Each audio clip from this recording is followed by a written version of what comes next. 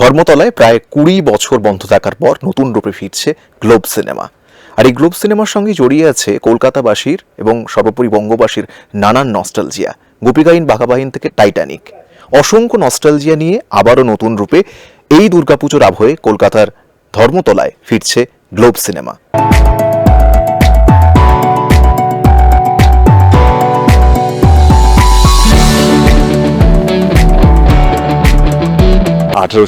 সালে যখন এটা থিয়েটার হিসেবে ছিল আর কি, অপেরা হতো বা অপেরা বলছি তোমার থিয়েটার হিসেবে ইউজ হতো, বাট 1900-তে এটা সিনেমা হল করা হয়েছিল। এবং এটা যতদূর আমার কাছে নলেজ বা যতদূর আমার পড়াশোনা বলছে কি এটা this the second cinema hall West বেঙ্গলে। প্রথমে চাপলিন বলে একটা সিনেমা হল ছিল, এটা সেকেন্ড।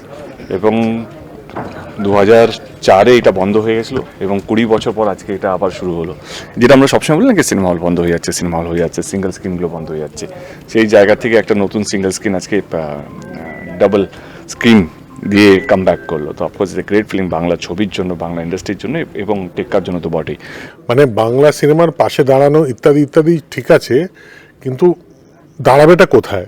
মানে মাথার মতো একটা ছাদ লাগবে বা বসবেটা কোথায়? বাংলা সিনেমার সামনে যে বসবে, তো সেই যে এই যে একটা পর একটা হল বন্ধ হয়ে যাচ্ছে, সেই মুভমেন্টের প্রতিরোধ হলো এই ধরনের ঘটনা। এবং শুধু এটা থেমে গেলে চলবে না, আরও অনেক অনেক হলস রিওপেন করতে হবে।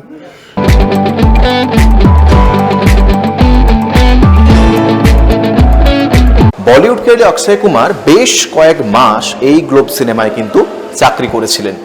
আর সেই গ্লোব সিনেমায় কিন্তু আজকে নতুন করে নতুন রূপে ফিরে এলো সুপারস্টার, বাংলা সুপারস্টার দেবের হাত ধরে।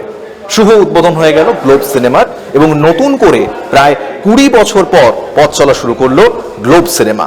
ধর্মতলায় নতুন করে প্রাণ ফিরে পেল কলকাতার বিনোদন জগতের অন্যতম প্রাণক্ষেত্র গ্লোব সিনেমা। ক্যামেরায় বাপি ঘোষের সঙ্গে অর্ক চট্টোপাধ্যায়, ভারত টিভি, কলকাতা।